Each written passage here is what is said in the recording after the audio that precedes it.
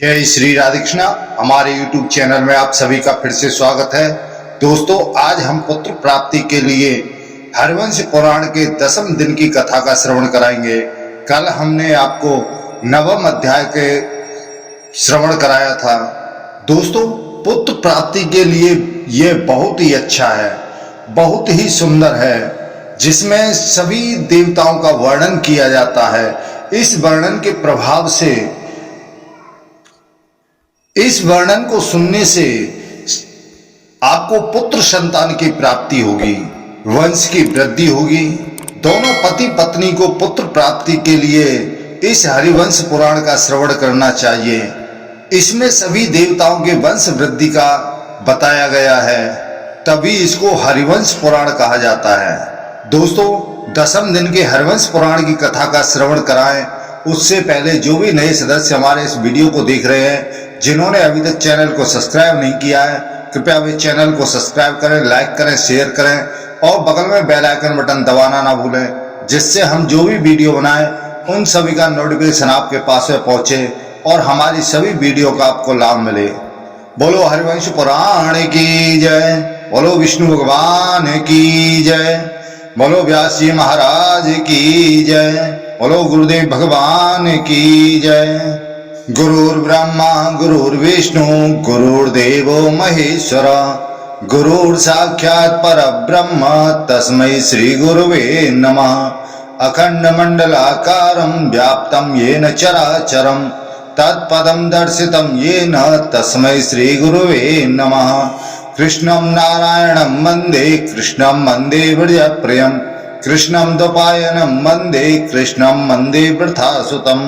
बोलो हरिवंश पुराण की जय। तब जन्मेजय ने कहा कि हे ब्रह्मन, मैंने कथा कहने वाले सज्जनों के मुख से अमित तेजस्वी विष्णु के अवतारों में 12 अवतार की बात पुराणों में सुनी है। 12 शब्द आध्यात्मिक अर्थ वर और अह अर्थात श्रेष्ठ यज्ञ है, परंतु मैं उन 12 भगवान के सर्व कार्य जनक स्वरूप चरित्र को सुनना चाहता हूं।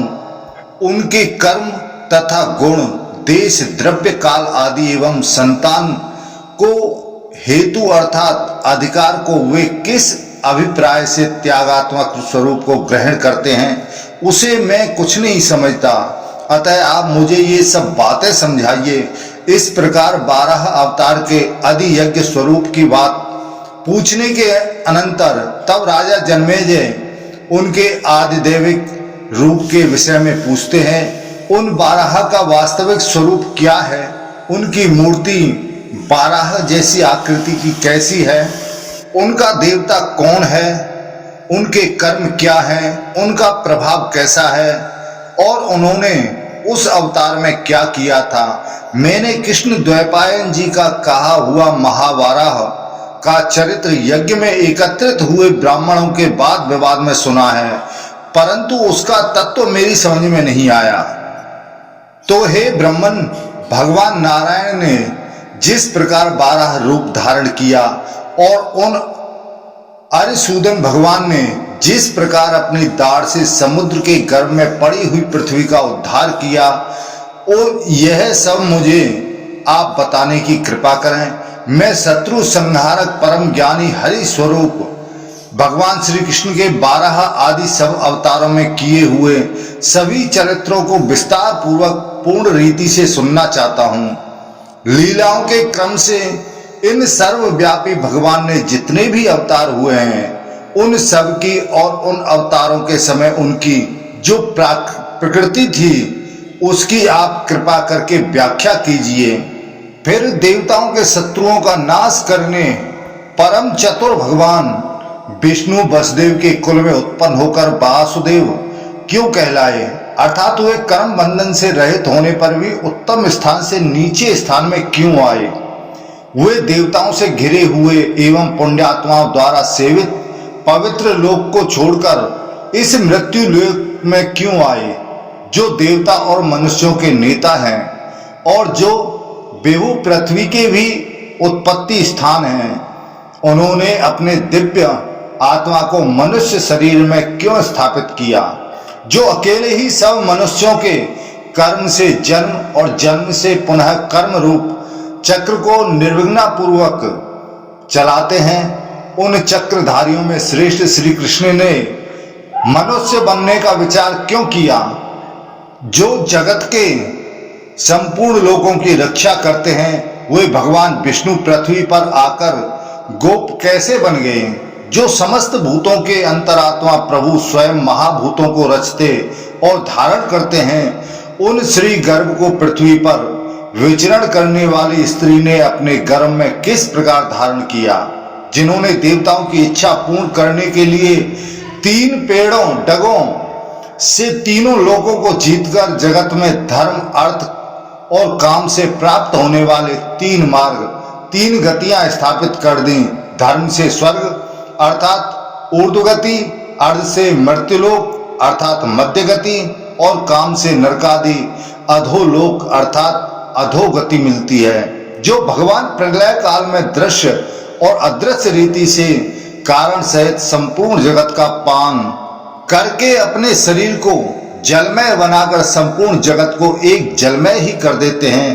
प्राचीन समय में जिन पुराणात्मा अरिसूदन भगवान ने बारह के रूप में अपने दांतों के अग्रभाग से पृथ्वी का उद्धार किया, पहले जिन अविनाशी सुर श्रेष्ठ ने इंद्र के लिए असुरों की सेना को जीतकर देवताओं को तीनों लोकों में वापस दिला दिया, जिन्होंने पूर्व काल में सिंह का रूप धारण कर और फिर उसको 2 प्रकार का अर्थात नरसिंह रूप बनाकर महान पराक्रमी दैत्य हिरण्यकश्यपु को मार डाला, जिन विभु ने पहले प्रलय काल में पाताल में जाकर औरव वंशी संवर्तक अग्नि का स्वरूप धारण कर समुद्र के जल रूप हवि घी का पान कर लिया, तो हे ब्राह्मण, प्रत्येक युग में जिन भगवान को सहस्र हजार अनंत सिर वाला, अनंत आंखों वाला, अनंत दान करने वाला और अनंत चरणों वाला कहा जाता है, स्थावर जंगमात्मक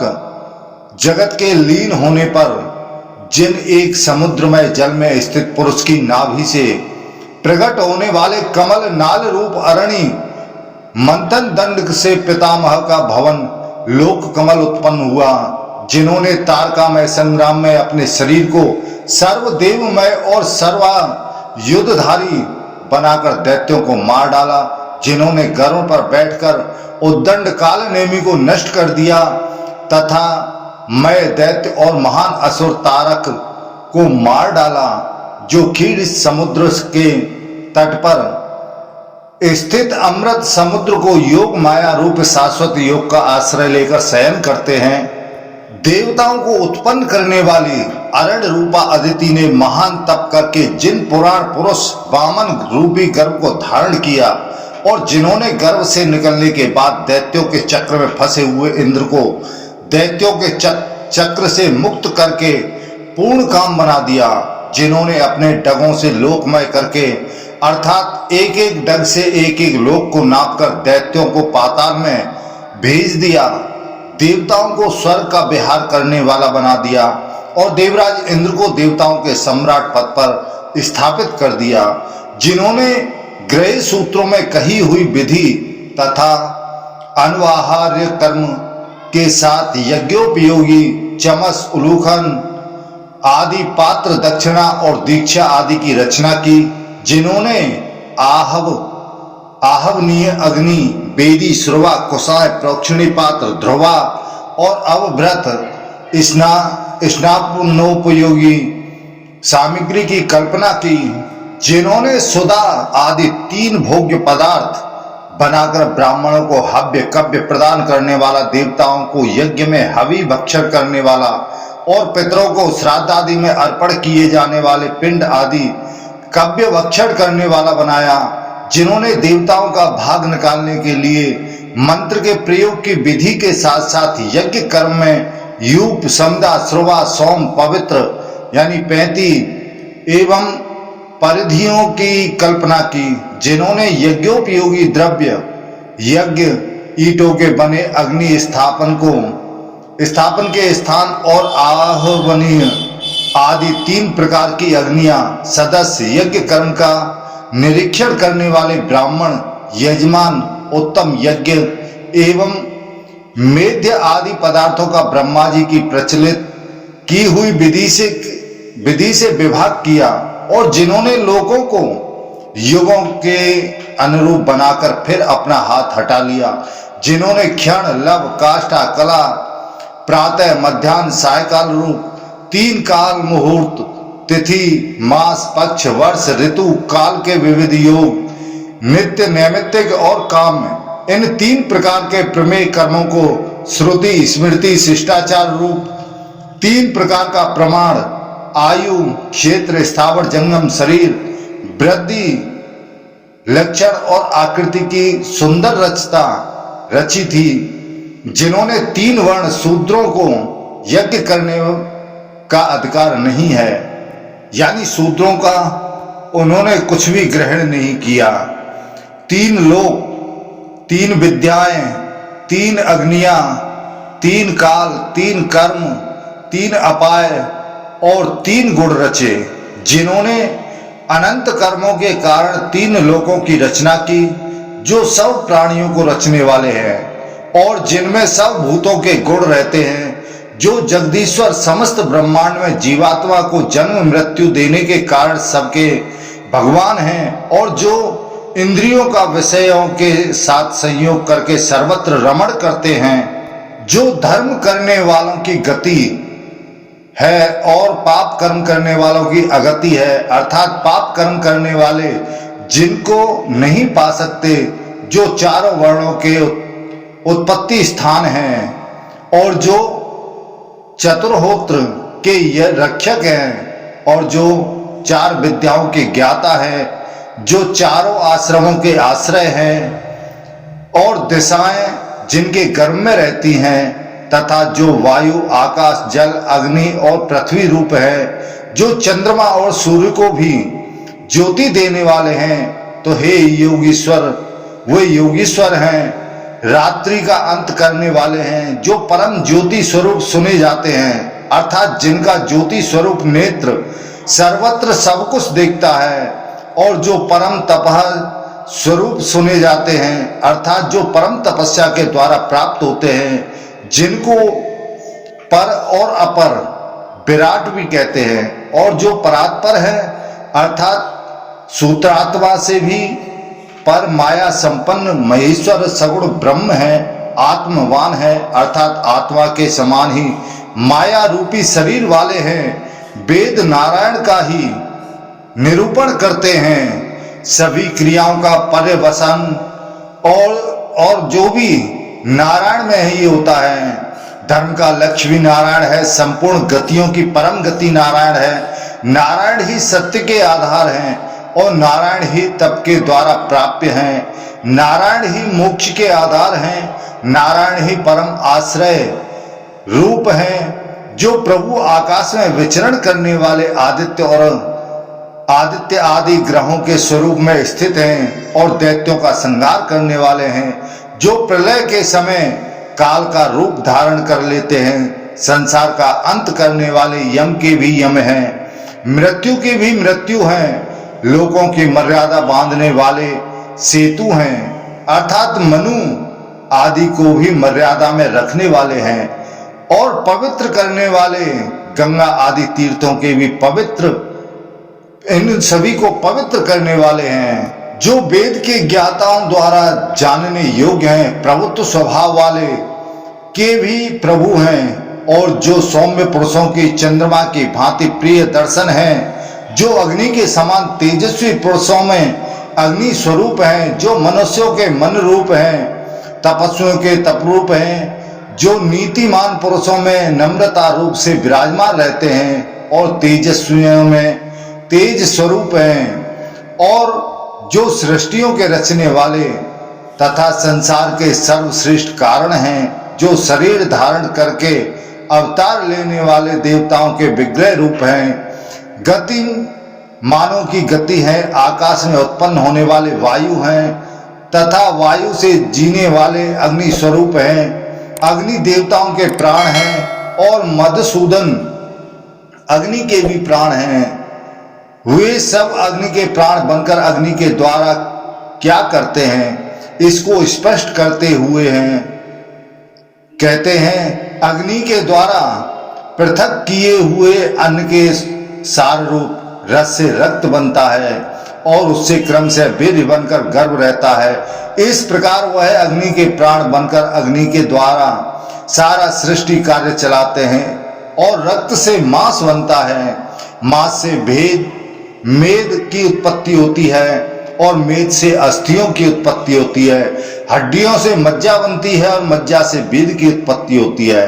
रसमूल कर्म के द्वारा वीर्य से गर्भ रहता है, उसमें प्रथम भाग जल का अंश होता है और जल प्रधान सोम का अंश होता है और गर्भ की गर्मी से अर्थात जठराग्नि से उत्पन्न हुआ जो दूसरा भाग उसमें रहता है वह अग्नि का अंश कहलाता है। वीर्य को सोम का अंश और रज को अग्नि का अंश समझना चाहिए। ये दोनों रस के ही भाग हैं, क्योंकि शशि और पावक अर्थात शुक्र और शोणित इन रस आदि के ही सार हैं। शुक्र वीर्य कफ वर्ग में है और रक्त पित्त वर्ग में है। कफ का स्थान हृदय है, आश्रय से रहने वाले और जिसका देवता अग्नि है। ऐसे पित्त का स्थान नाभि है। देह के मध्य में जो हृदय है वही मन का स्थान कहलाता है और नाभि कोष्ठ के भीतर अग्नि रहता है। मन को प्रजापति समझना चाहिए, कफ को सोम समझना चाहिए और पित्त को अग्नि कहा गया है। इस प्रकार संपूर्ण जगत अग्नि सोमात्मक है। जैसे धुएं, ज्योति, जल और पवन से मेघ बढ़ता है, इसी प्रकार गर्भ भी अन्न, अग्नि, जल और प्राण से बढ़ता है। अतएव अचेतन है, उसके बढ़ने पर प्राण वायु का सहचर होने से जीव रूप वायु ईश्वर के साथ उसमें प्रवेश करता है। देह में प्रवेश करने के अनंतर जीव अंगों की रचना होती है और उनमें बढ़ावा मिलता है, उनको भी पुष्ट करता रहता है, 5 भागों में बंटकर बढ़ता रहता है। वे 5 भेद इस प्रकार हैं: प्राण, अपान, समान, उदान और व्यान। इनमें प्राण प्रथम स्थान है। हृत पिंड हृदय को पुष्ट करता हुआ चलता रहता है। अपान प्राणी के जंघा से लेकर चरण तक आधा शरीर को और उदान प्राणी के जंघाओं के ऊपर ऊर्ध्व शरीर को बढ़ाता है तथा व्यान व्यायाम अर्थात बल साध्य कर्म करता है। अतः वह शरीर की सब संधियों में वर्तमान रहता है एवं समान नाभि में रहकर खाई और पी हुई वस्तुओं को समान करता है, यथा स्थान पहुंचाता है जहां जहां उनका स्थान होता है। इस प्रकार प्राण के कर्मों का विभाग होने के अनंतर जीव को इंद्रियों के विषय यानी रूप आदि के द्वारा उनके आश्रय भूतों का साक्षात्कार होता है। पृथ्वी, जल, तेज, वायु और 5वां आकाश, ये सब प्राणियों के रूप में परिणत होकर शरीर के अंतर्गत अपने अपने नेत्र, गोलक आदि स्थानों में प्रविष्ट हो जाते हैं। इस प्रकार वे अपने अपने सजातीय को ग्रहण करते हैं, अर्थात पार्थिव घ्राणेन्द्रिय पृथ्वी के गुण गंध को ग्रहण करती है, जलीय रस नेन्द्रिय जल के गुण रस को ग्रहण करती है, तेजस चक्षु तेज के गुण स्वरूप रूप को ग्रहण करती है, वायवीय जविंगेंद्रिय वायु के गुण स्पर्श को ग्रहण करती है और आकाशीय श्रोतेंद्रिय आकाश के गुण शब्द को ग्रहण करती है। देह को अर्थात इकट्ठे हुए कठिनांश को पृथ्वी का विकार कहते हैं। प्राण को वायु का, शरीर में स्थित 9 छिद्रों को आकाश का विकार कहते हैं और शरीर से निकलने वाले जो मूत्र, पसीना, वीर्य आदि हैं सभी श्राप जल के विकार हैं। चक्षुरेंद्रिय तेज स्वरूप है। इन सब पृथ्वी आदि सम्मिलित तेज का अंश मन है। यह सभी इंद्रियों का नियामक है, इन सब को बस में रखता है। इस मन के वीर शक्ति से ही पृथ्वी आदि का समूह और गंध आदि विषय प्रत्यक्ष होते हैं, अथवा ग्राम नगर सब मन के लगने पर ही बनाए जाते हैं। पुरुषोत्तम भगवान विष्णु इस प्रकार इन सनातन लोकों को रचते हैं। ऐसे विष्णु भगवान इस मरणशील संसार में मनुष्य क्यों बने? तो हे ब्राह्मण, मुझे यही संदेह और बड़ा भारी विस्मय हो रहा है कि गतिमानों को भी गति देने वाले भगवान ने मनुष्य शरीर किस लिए धारण किया। मैंने अपने वंश की और अपने पूर्वजों की उत्पत्ति सुन ली। अब मैं विष्णु की और वृष्टिवंशियों की उत्पत्ति को क्रमानुसार सुनना चाहता हूँ। हे मामुने, देवता और दैत्य विष्णु को परम अचरज भरा बताते हैं। अतः आप विष्णु की अचरज से भरी हुई उत्पत्ति का मुझसे वर्णन कीजिए। वह किस प्रकार उत्पन्न हुए? आप बल और वीर के लिए प्रसिद्ध अमित तेजस्वी भगवान विष्णु के इस सुख देने वाले आश्चर्यजनक आख्यान को सुनाइए और आश्चर्य रूप जो स्वरूप है उनका विष्णु के कर्मों को तथा तत्व को भी मुझे सुनाइए। तब वैशंपायन ऋषि जी कहते हैं कि हे तात, तुमने सारंग धनुष धारण करने वाले भगवान विष्णु के विषय में यह प्रश्न का महान भार मेरे ऊपर रख दिया। तथापि मैं यथाशक्ति तुम्हारे प्रश्नों का उत्तर दूंगा। तुम श्री हरि की यशोगाथा लीला कथा का श्रवण करो। भगवान विष्णु के प्रभाव को सुनने में जो तुम्हारे मन की प्रवृत्ति हुई है, यह बड़े सौभाग्य की बात है। मैं हर्ष पूर्वक श्री हरि की दिव्य लीला कथा का वर्णन करता हूं, तुम ध्यान देकर उसे सुनो। वेद वेदता ब्राह्मण जिन्हें सहस्र मुख, सहस्र नेत्र, सहस्र चरण, सहस्र सिर, सहस्र कर, अविनाशी देव, सहस्रों जिह्वाओं से युक्त, प्रकाशमान, सहस्रों मुकुटों से सुशोभित प्रभु, सहस्रों का दान करने वाले, सहस्रों प्राणियों के आदि सृष्टा, सहस्र बाहु, अविकारी शवन, यज्ञोपवीत योगी काल, हवन रूप कर्म, हव्य हवनीय पदार्थ जो हवन में डाला जाता है, यज्ञ पात्र, पवित्र वेदी, दीक्षा, चरु, श्रवा, श्रुग, सोम, सूप, मूषक, प्रोक्षणी पात्र, दक्षिणायन, अर्धभु, यजुर्वेदी, साम गान करने वाला, ब्राह्मण सदस्य, पत्नीशाला, सभा, यूप, समिदा, कुशा, दरवी, चमस, उखल, प्रांगवस, यज्ञ मंडप में स्थित यजमान गृह उसको प्रांगवस कहा जाता है। यज्ञ भूमि होता जो ऋत्विक होता है। चयन, ईंटों से बनी हुई वेदी, छोटे बड़े चराचर जीव, प्रायश्चित, प्रयोजन या फल स्खंडल वेदी, कुश, मंत्र, यज्ञवाहक, अग्नि, देवताओं का भाग, भागवाहक, अग्रसन भोजी, सोम भोक्ता, घी की आहुति से उठने वाले ज्वाला, उदायुक्त, यज्ञ समाप्ति के समय की जाने वाली उदयनीक नामक इष्टि तथा यज्ञ में विद्यमान सनातन प्रभु कहते हैं उन श्रीवत्स चिन्ह विभूषित देवेश्वर बुद्धिमान भगवान विष्णु के सहस्रों अवतार हो चुके हैं और भविष्य में भी समय समय पर बारंबार होते रहेंगे, इसमें कोई संशय नहीं है। ऐसा प्रजापति ब्रह्मा जी का कथन है। तुम जिस पवित्र, दिव्य और मंगलमयी कथा को पूछ रहे हो उसका तथा जिस उद्देश्य की सिद्धि के लिए देवताओं के स्वामी शत्रु नाशक भगवान विष्णु लोक को त्याग कर वसुदेव के कुल में अवतीर्ण हुए थे, उसका भी मैं तुमसे भली भांति वर्णन करूंगा। तुम वह सब प्रसंग पूर्ण रूप से सुनो। साथ ही महातेजस्वी वसुदेव नंदन श्री कृष्ण का महात्म एवं चरित्र भी श्रवण करो। समस्त भूतों के आत्मा भगवान श्री हरि देवता और मनुष्यों का कल्याण तथा लोगों का अभ्युदय करने के लिए आवश्यकतावश बारंबार अवतीर्ण होते हैं। मैं भगवान के उदार वैदिक श्रुतियों द्वारा वर्णित दिव्य गुण वाले पवित्र अवतारों का वर्णन करूंगा। तो हे जन्मे जी, यह पवित्र एवं श्रेष्ठ पुराण वेदों के समान सम्मानित है। तुम पवित्र और मौन होकर इसे सुनो। मैं बड़े हर्ष के साथ तुमसे भगवान विष्णु की यह दिव्य कथा कहता हूं, इसे आप श्रवण करो। जब जब धर्म का ह्रास होता है तब तब प्रभु धर्म को दृढ़ रूप में स्थापित करने के लिए अवतार ग्रहण करते हैं।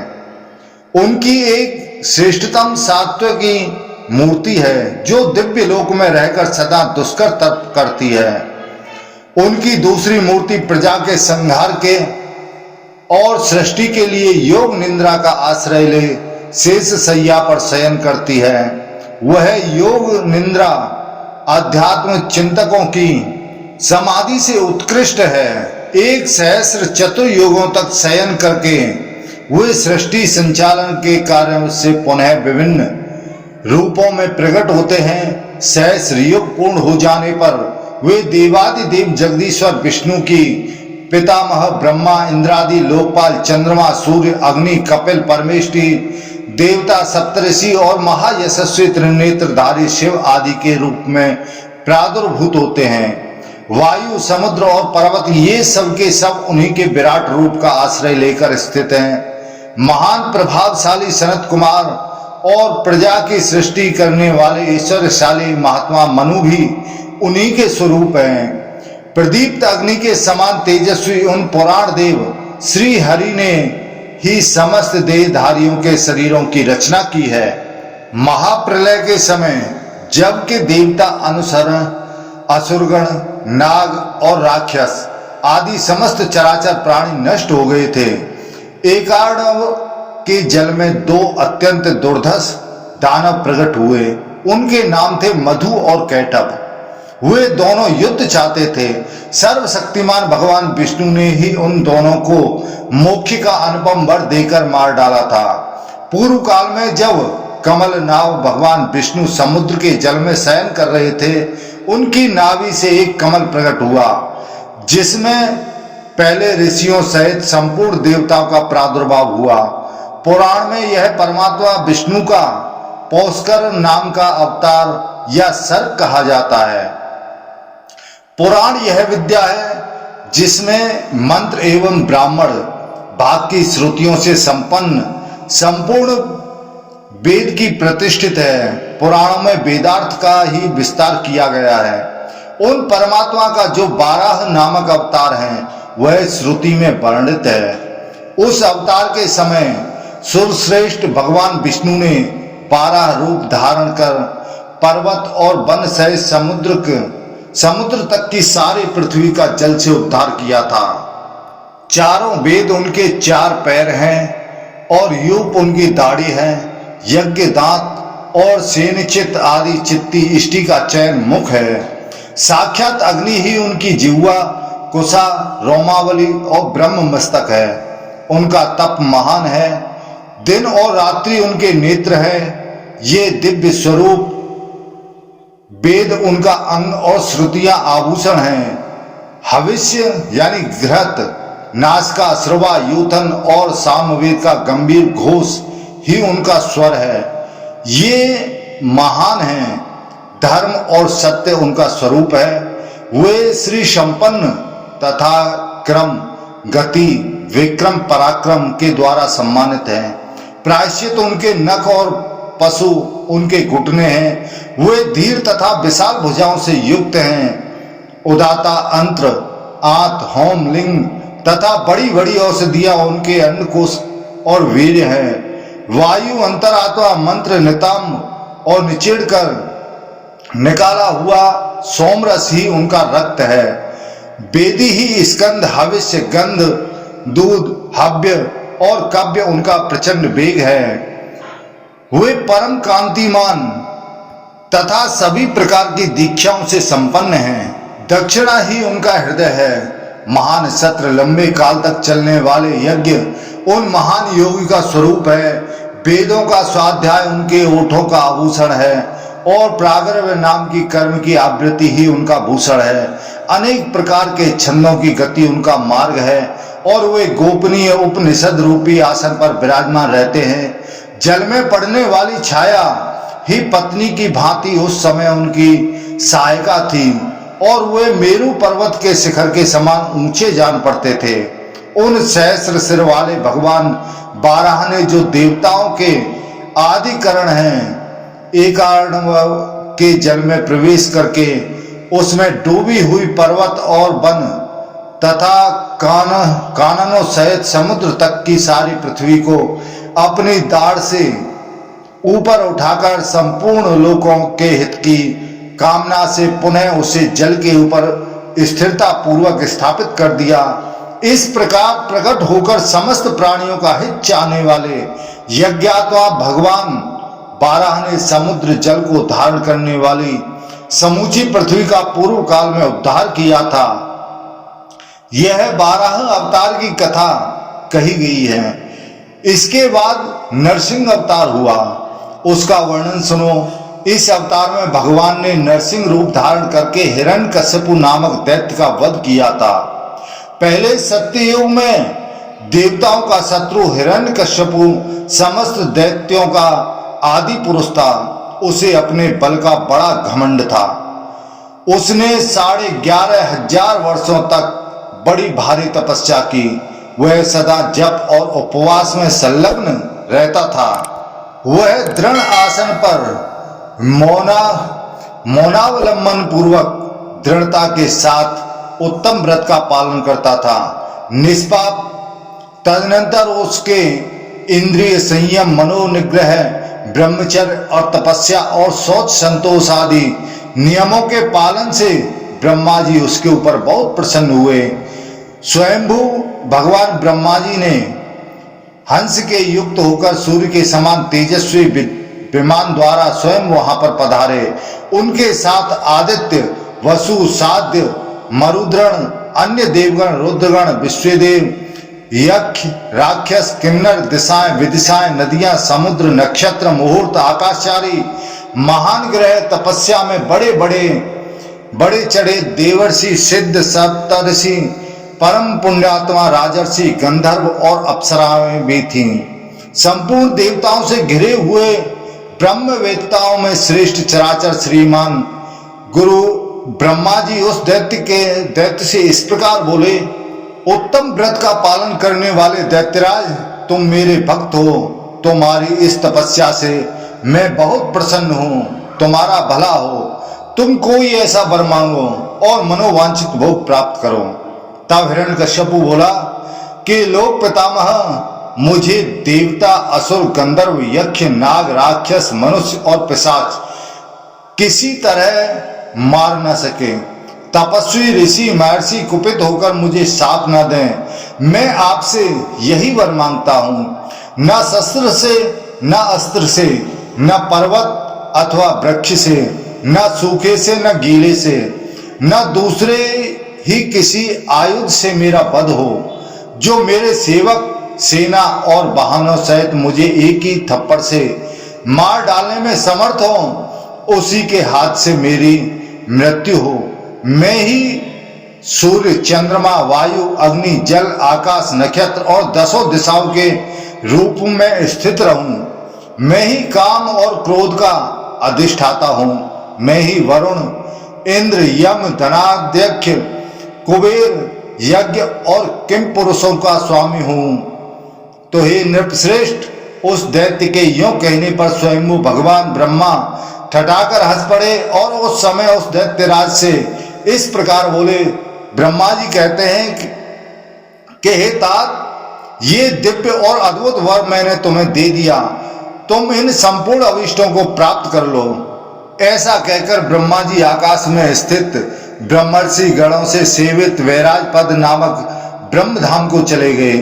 उसके पश्चात देवता, नाग, गंधर्व और मुनि वह वरदान सुनकर पितामह ब्रह्मा जी के पास पहुंचे। वहां पहुंचकर इंद्र आदि देवताओं ने भगवान ब्रह्मा से अपने मानसिक भय को इस प्रकार सूचित किया। देवताओं ने कहा कि हे भगवान, इस वर के प्रभाव से तो वह असुर हम लोगों को सदा ही महान कष्ट पहुंचाता रहेगा। आप प्रसन्न होइए और उसके वध का भी कोई उपाय सोचिए, क्योंकि आप ही संपूर्ण भूतों के आदि तृष्टा, स्वयंभू, सर्वव्यापी, हव्य कव्य के निर्माता, असव्यक्त प्रकृति और ध्रुव स्वरूप हैं। उस समय देवताओं का यह लोक हितकारी वचन सुनकर उन प्रजापति देव भगवान ब्रह्मा ने समस्त देवताओं से इस प्रकार की बात कही कि हे देवताओं, उस असुर को अपनी तपस्या का फल अवश्य प्राप्त होगा। जब तपस्या की समाप्ति हो जाएगी तब भगवान विष्णु स्वयं ही उसका वध करेंगे। कमल योनि ब्रह्मा जी के मुख से यह बात सुनकर समस्त देवता प्रसन्न पूर्वक अपने अपने दिव्य स्थानों को चले गए। वह वर पाते ही दैत्य हिरण्यकश्यपु समस्त प्रजा को कष्ट देने लगा, क्योंकि ब्रह्मा जी के उस वरदान से उसका घमंड बहुत बढ़ गया था। सबसे पहले आश्रमों में रहने वाले उत्तम व्रत के पालन, धर्म सत्य धर्म परायण तथा जितेंद्रिय महावाग मुनियों को उसने पीड़ा देना प्रारंभ कर दिया। तीनों लोकों में रहने वाले देवताओं को हराकर त्रिलोकी के राज्य को अपने बस में करके वह महान असुर दानव स्वर्ग में रहने लगा। वरदान के मद से उन्मत्त हुआ वह दानव जब देवलोक में निवास करता था, उन दिनों उसने दैत्यों को भी यज्ञ का भागी बनाया और देवताओं को उससे वांछित कर दिया। तब आदित्य, रुद्र, विश्वदेव और मरुदगण आदि मिलकर शरणागत वत्सल वेद और यज्ञ स्वरूप ब्रह्मा जी के भी आराध्य देव सनातन ब्रह्म रूप महाबली भगवान विष्णु की शरण में गए। भूत, वर्तमान और भविष्य जिनका स्वरूप है, जो सब कुछ करने में समर्थ तथा समस्त लोकों द्वारा वंदित हैं, उन्हीं सर्वव्यापी नारायण की उन शरणागत देवताओं ने जाकर के शरण ली।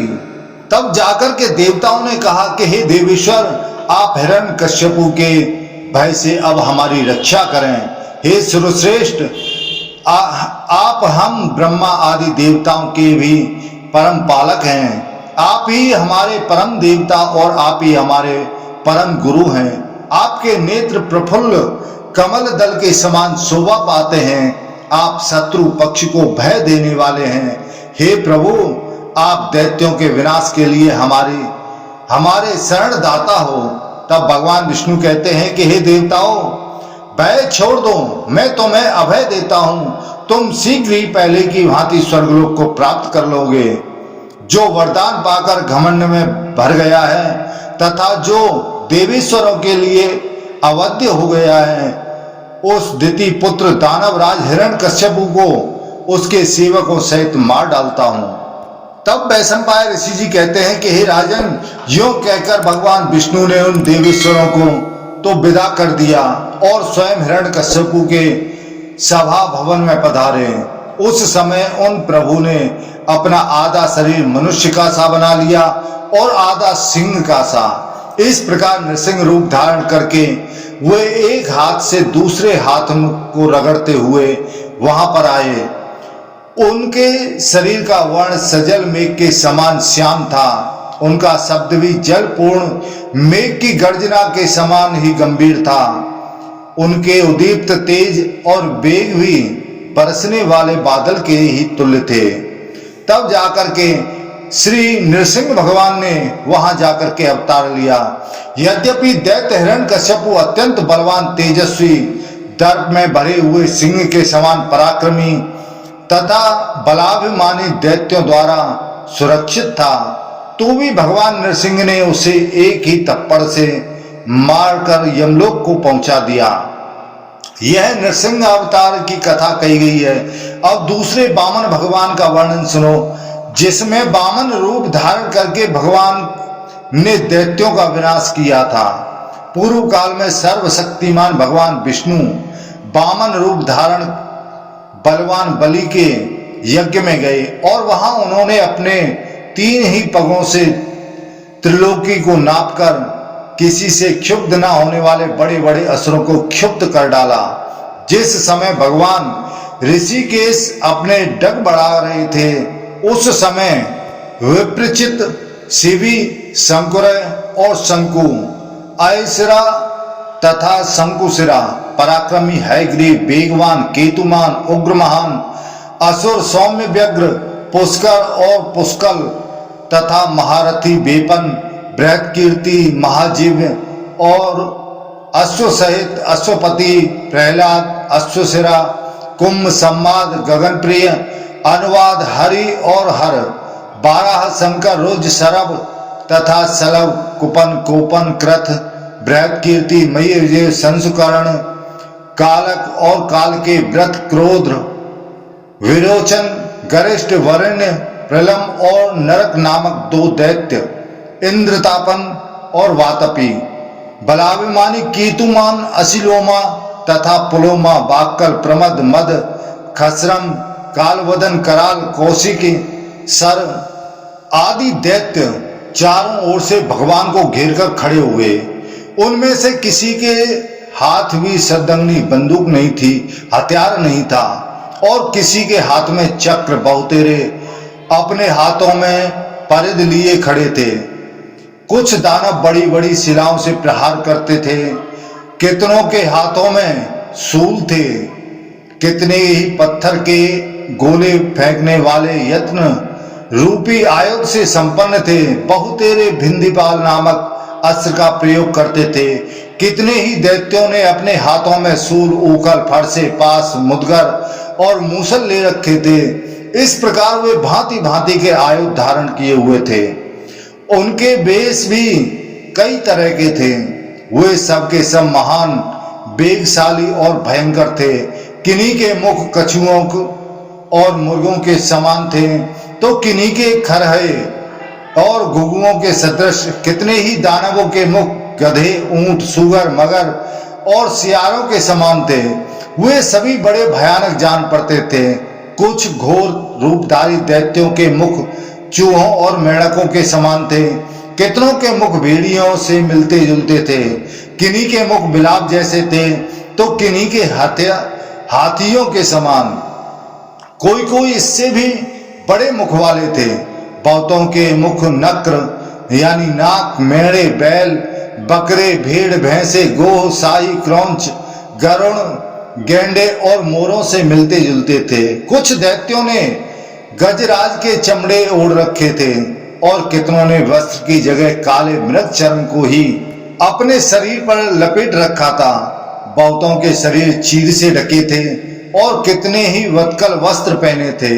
किन्हीं के मस्तक पर पगड़ी शोभा पाती थी, और किन्हीं के मुकुट कितने ही असुर किरीट और कुंडलों से सुशोभित थे।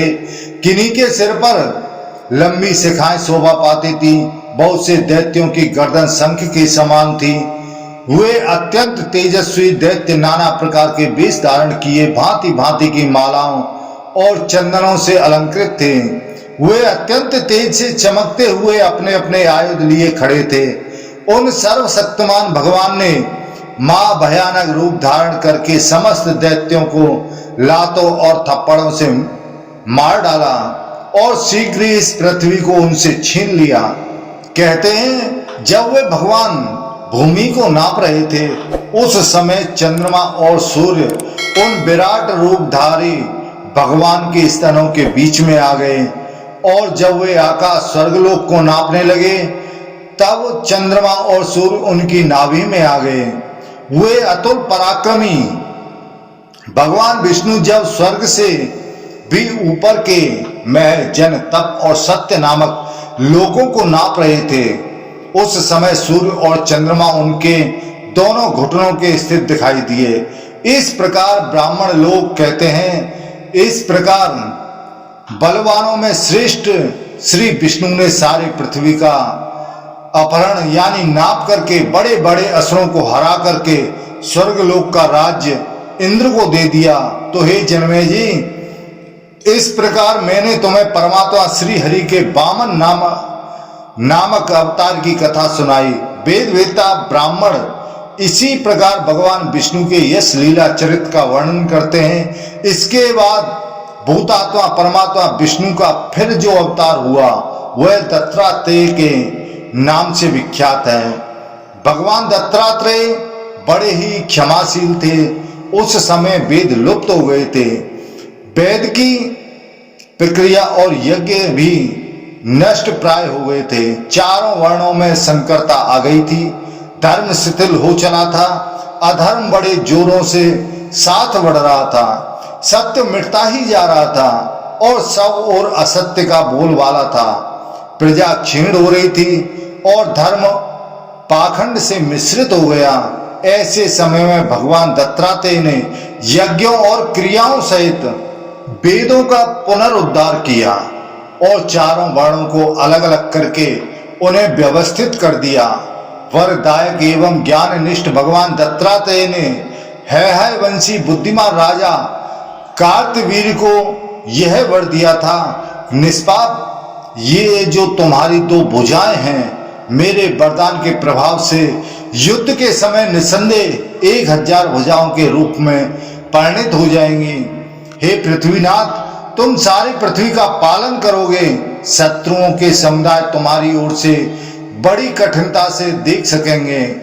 तुम धर्म के ज्ञाता होगे, शत्रुओं का दमन करने वाले महाराज। मैंने जैसा सुना था उसके अनुसार तुमसे भगवान विष्णु के इस अद्भुत शुभ एवं तेजस्वी अवतार का वर्णन किया है। फिर परमात्मा श्री हरि का जमदग्नि नंदक परशुराम के रूप में अवतार हुआ। इस अवतार में भगवान परशुराम ने सेना के बीच में खड़े हो उस राजा अर्जुन का वध किया था, जो अपनी सहस्त्र भुजाओं के कारण घमंड में भरा रहता था और समरांगण में शत्रुओं के लिए दुर्जय बना हुआ था। राजा अर्जुन रथ पर बैठा था, परंतु भृगुनंदन परशुराम जी ने उसे धरती पर गिरा दिया और इच्छानुसार छाती पर चढ़कर चमकते हुए फरसे से उसकी संपूर्ण सहस्रों भुजाएं काट डाली। यद्यपि वह जाति भाइयों एवं कुटुंबी जनों के साथ रहता था, तो भी उसकी यह दशा हो गई।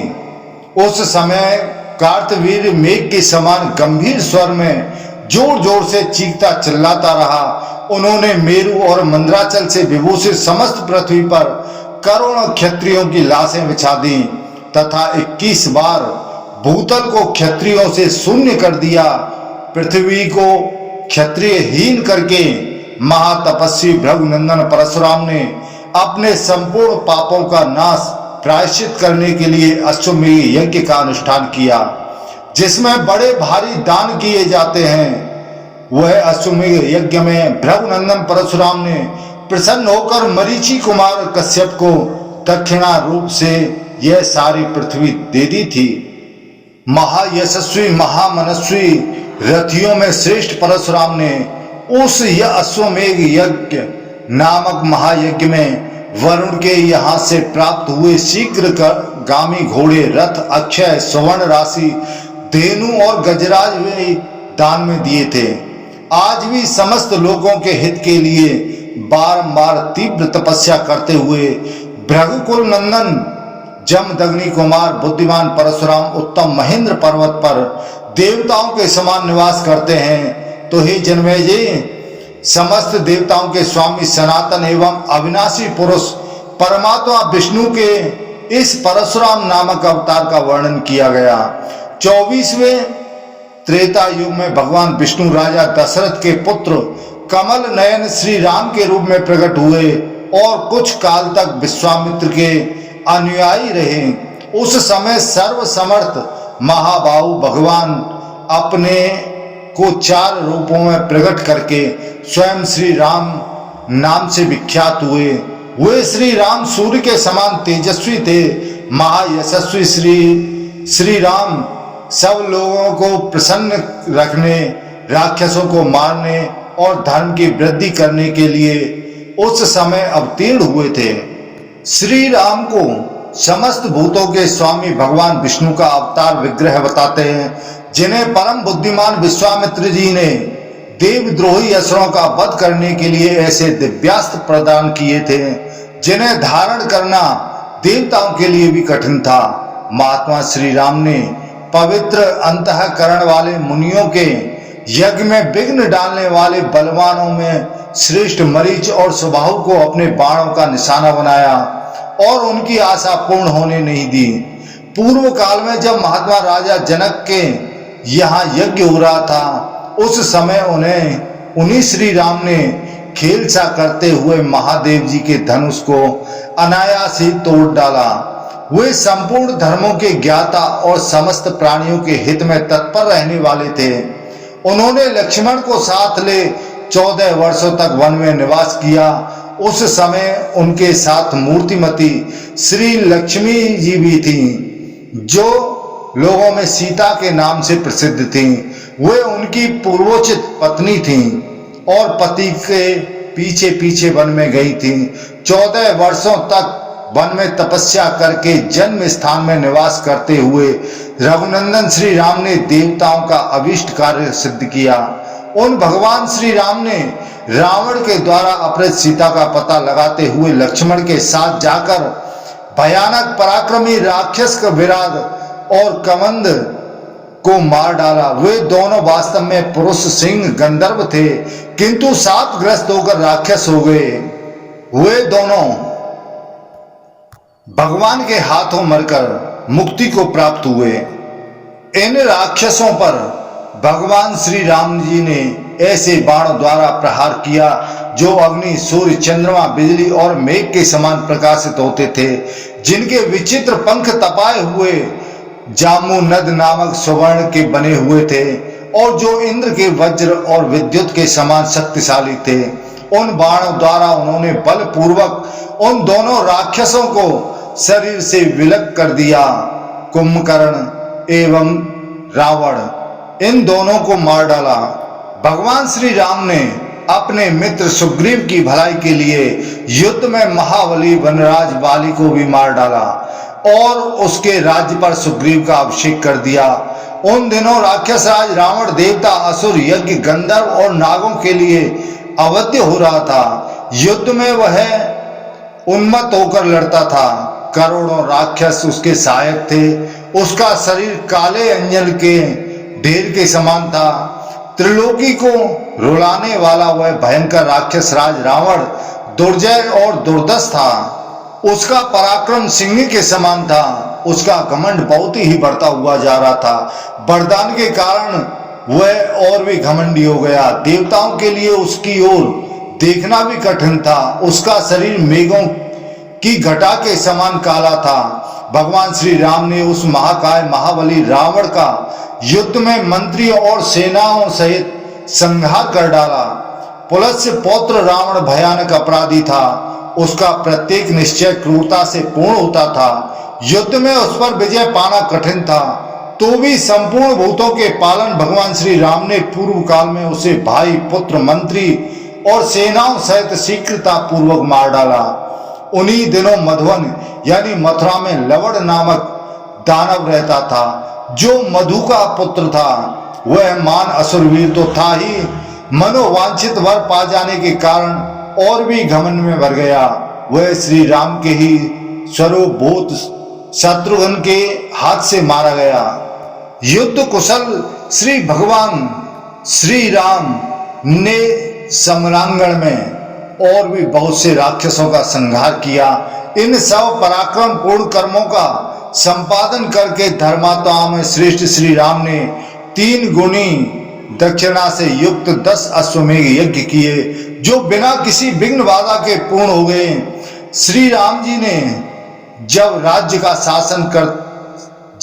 का शासन करते थे, उन दिनों कहीं अशुभ बातें नहीं सुनी जाती थीं। वायु प्रचंड वेग से नहीं चलती थी तथा कोई किसी के धन का अपहरण नहीं करता था। श्री राम के राज्य शासन काल में कभी विधवाओं का वर करुण क्रंदन नहीं सुना गया। कभी भी अनर्थपूर्ण घटनाएं नहीं घटित हुई। सारे जगत के लोग मन और इंद्रियों का संयम रखकर विनीत और अनुशासित रहते थे।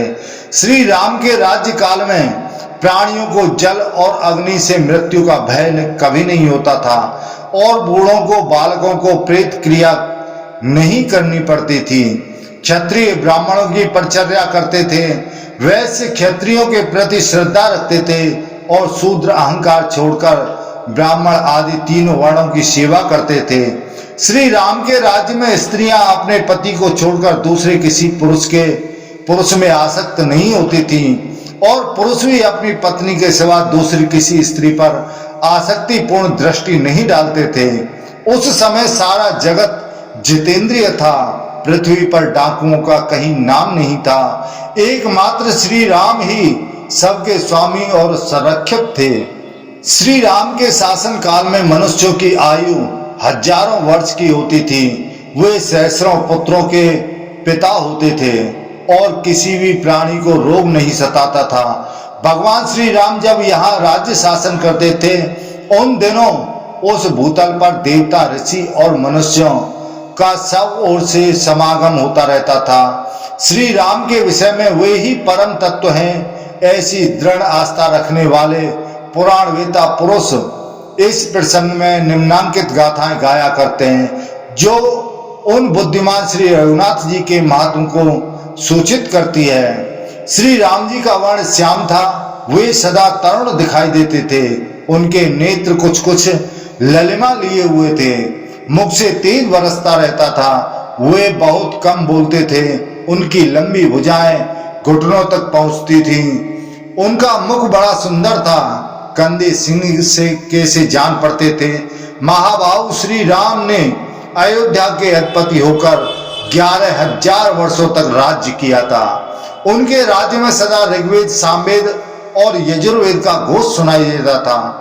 धनुष की प्रत्यंचा खींचने से उसकी टंकार ध्वनि भी सदा श्रवण गोचर होती रहती थी, तथा दान देने और भोजन कराने का उपदेश कभी बंद नहीं होता था।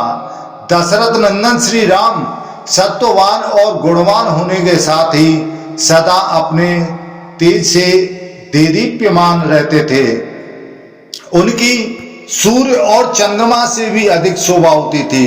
श्री रघुनाथ जी ने पर्याप्त और उत्तम दक्षिणाओं से युक्त सैकड़ों पवित्र यज्ञों का अनुष्ठान किया था। वैशंपायन ऋषि जी कहते हैं कि हे जन्मेजय, इसके बाद परमात्मा भगवान केशव का यानी श्री कृष्ण नाम का अवतार माथुर कल्प मथुरा मंडल में हुआ, जो सर्वत्र विख्यात है। भगवान का यह अवतार संपूर्ण जगत के हित के लिए हुआ था। इस अवतार में परम पराक्रमी हरि ने साल्व, मेंद, द्विविद, कंस, अरिष्ट, ऋषभ, केसी, दैत्य, कन्या, पूतना, कोवलया, पीड़, हाथी, चाणूर तथा मुष्टिक आदि मनुष्य शरीरधारी दैत्यों का संहार किया था। इसके अतिरिक्त उन्होंने अद्भुत कर्म करने वाले बाणासुर की सहस्र भुजाएं काट डाली, युद्ध में नरकासुर का नाश किया और महाबली काल यवन को भी भस्म करा दिया। इतना ही नहीं, उन्होंने अपने तेज से भूमि पालों के सभी रत्न छीन लिए और भूतल के दुराचारी राजाओं को मौत के घाट उतार दिया। यहाँ तक जो 7 अवतार बताए गए हैं, उनमें मत्स्य, कच्छप अवतारों का भी अंतर्भाव करके उन्हें 9 समझना चाहिए। 28वें द्वापर में भगवान विष्णु का यह श्री कृष्ण नामक 9वां अवतार हुआ था। इससे कुछ पहले ही उनका 10वां अवतार भी हो गया था, जो जातु करने के साथ प्रकट हुआ था। यह वेद व्यास के नाम से प्रसिद्ध है। उन सत्यवती पुत्र महात्मा व्यास ने एक वेद के 4 विभाग किए और उन्होंने ही भरत वंश की लुप्त हुई परंपरा को पुनः प्रचलित किया। तो हे राजन, समस्त जगत का कल्याण करने के लिए प्रकट हुए परमात्मा श्री हरि के जो उक्त 10 अवतार बीत गए हैं, उनकी चर्चा यहाँ की गई है। अब उनके भविष्य में होने वाले अवतार बताए जाते हैं। भावी अवतारों में पहले बुद्ध का प्राकट्य होगा, उसके बाद विष्णु ऐसा नाम से प्रसिद्ध कल्कि अवतार होने वाला है। भगवान विष्णु संबल नामक ग्राम में संपूर्ण जगत के हित के लिए पुनः एक ब्राह्मण के रूप में प्रकट होंगे। पूर्वोक्त 10वें अवतार का समय बीत जाने पर याज्ञवल्क्य ऋषि को साथ लेकर प्रकट होने वाला वह अवतार भावी प्रयोजन, दुष्टों के संहार और धर्म की स्थापना को सिद्ध करने की शक्ति से संपन्न होगा। भगवान कल्कि भविष्यता से प्रेरित होकर अधर्म के पथ पर चलने वाले उन समस्त पापाचारियों का संहार करके अपने अनुयायियों सहित गंगा और जमुना के मध्यवर्ती देश में अपने अवतार कार्य को समाप्त करेंगे। उसके पश्चात मंत्री और सैनिकों सहित राजवंश के विनष्ट हो जाने पर जब कोई शासक नरेश नहीं रह जाएगा, तब सारी प्रजा बेलगाम होकर स्वेच्छाचार में प्रवृत्त हो जाएगी। रक्षा की राजकीय व्यवस्था समाप्त हो जाने पर आपस में लड़ेंगे और युद्ध में एक दूसरे को मारकर नष्ट हो जाएंगे। आपस में एक दूसरे का धन लूटकर असहाय एवं अत्यंत दुखी हो जाएंगे। उस समय कलयुग का सध्यांश बीत रहा होगा। उन दिनों इस प्रकार कष्ट में पड़ी हुई सारी प्रजा कलयुग के साथ ही नष्ट हो जाएगी, ऐसी बात कही जाती है। कलयुग के समाप्त हो जाने पर फिर स्वभाव से ही सत्य योग की यथोचित रूप से प्रवृत्ति होगी, दूसरे किसी प्रकार से नहीं। तो हे राजन, ये तथा और भी भगवान के बहुत से दिव्य अवतार हुए जो वेदोचित गुणों से संपन्न थे। ब्रह्मवादी मुनियों ने पुराणों में उनका गान किया है। भगवान के इन अवतारों का वर्णन करने में देवता भी चकरा जाते हैं। इस विषय में पुराण ही प्रमाण है, जिसका वैदिक श्रुतियों द्वारा समर्थन होता है। संपूर्ण जगत के गुरु तथा कीर्तन करने योग्य सर्वशक्तिमान भगवान के अवतारों का यह वर्णन संक्षेप में किया गया है।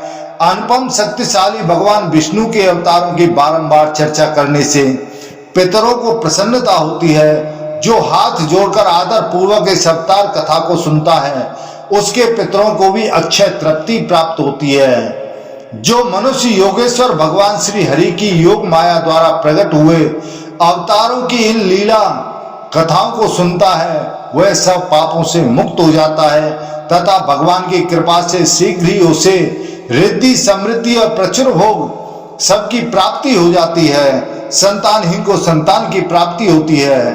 तो दोस्तों, जो भी भक्त हरवंश पुराण कथा का श्रवण करेंगे, उनके घर में संतान की प्राप्ति होगी, मोक्ष की प्राप्ति होगी, सुख समृद्धि की प्राप्ति होगी। जिस तरह से ये कथा में वंश का वर्णन किया गया है, उसी प्रकार से उस व्यक्ति के वंश की वृद्धि होगी। तो दोस्तों, आज हमने आपको 10वें दिन की कथा का श्रवण कराया है। बोलो हरिवंश पुराण की जय। तो दोस्तों, यह वीडियो आपको कैसा लगा? हमें उम्मीद है अच्छा लगा होगा। कृपया चैनल को सब्सक्राइब जरूर करें। जय श्री राधे कृष्णा।